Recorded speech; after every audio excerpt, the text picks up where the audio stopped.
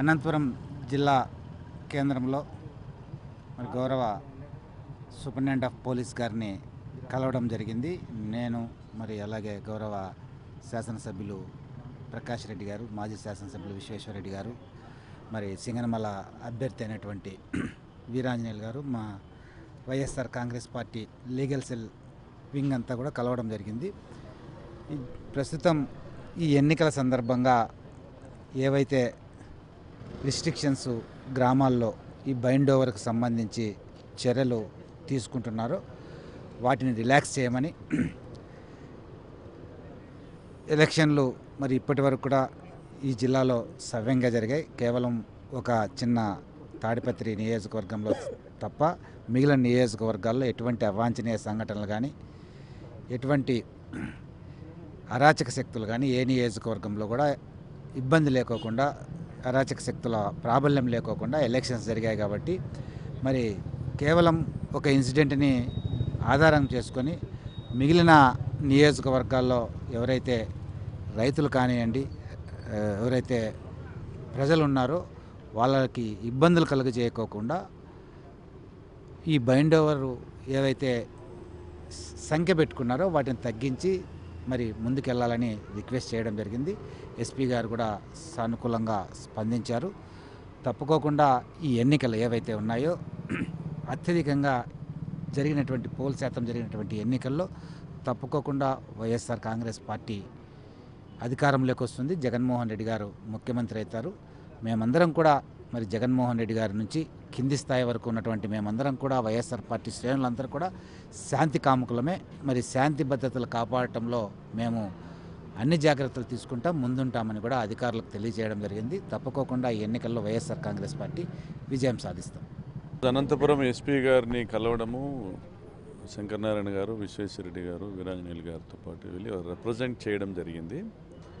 ఎన్నికల అనంతరము తాడిపత్రిలో జరిగినటువంటి ఘర్షణలను దృష్టిలో పెట్టుకొని దాన్ని జనరలైజ్ చేస్తూ జిల్లాలో రిస్ట్రిక్షన్స్ నియమించడం, రిస్ట్రిక్షన్స్ను మీరు చేయడం అనేది కరెక్ట్ కాదనేసి వారికి సూచన చేస్తూ గత ఎన్నికల్లో ఎక్కడైనా కూడా పోలింగ్ కేంద్రాల వద్ద కానీ లేదా కౌంటింగ్కి ముందు కానీ అవాంఛనీయ సంఘటనలు జరిపినటువంటి చరిత్ర ఉన్నటువంటి వారిని, రౌడీ షీటర్స్ను, ట్రబుల్ మాంగర్స్ను మాత్రమే బైండ్ ఓవర్ చేయండి. సాధారణమైనటువంటి నాయకుల్ని, గౌరవప్రదమైనటువంటి పదవుల్లో ఉన్నవారిని, సాధారణమైనటువంటి నాయకుల్ని అందరినీ కూడా, ఎవరికి కూడా హిస్టరీ లేనటువంటి వాళ్ళని, క్రిమినల్ హిస్టరీ లేనటువంటి వాళ్ళని, ఎలక్షన్స్ సమయంలో ఎటువంటి అవాంఛనీయ సంఘటనలకు పాల్పడనటువంటి వాళ్ళను బైండ్ ఓవర్ చేయడం వల్ల వారి మనోభావాలు దెబ్బతింటా ఉన్నాయి.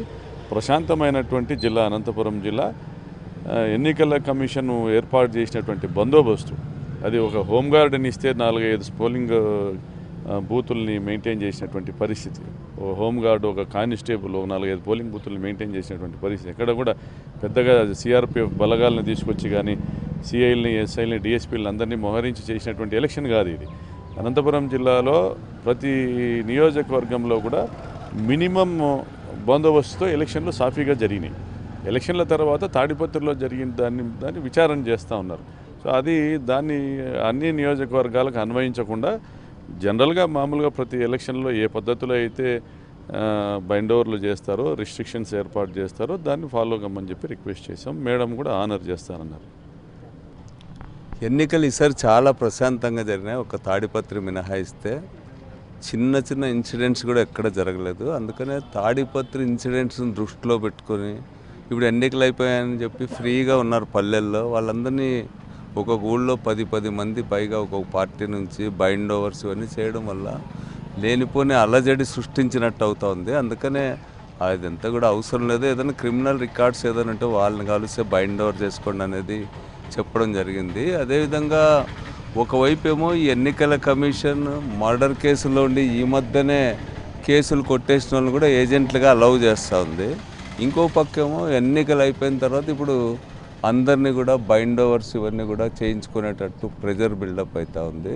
అందుకనే ఇట్లాంటిదన్నీ అవసరం లేదు. పైగా ఇది తిరునాళ్ళు, తేర్లు ఇవన్నీ జరిగే దేవర్లు జరిగేటువంటి సీజన్ ఇది. వాటి పట్ల కూడా లిబరల్గా ఉండాలని చెప్పి వాటన్నిటిని అలౌ చేయాలనేటువంటిది మేము స్పష్టంగా చెప్పినాం. అదేవిధంగా ఇట్లాంటి ఒత్తిళ్ళ వల్ల అసలు కౌంటింగ్ ప్రక్రియకు కూడా ఆటంకాలు వస్తాయేమో, వాటన్నిటిని పరిగణలోకి తీసుకోమని చెప్పాము. ఆమె కూడా అవన్నీ దృష్టిలో పెట్టుకొని జాగ్రత్తగా చేద్దామనేటువంటిది.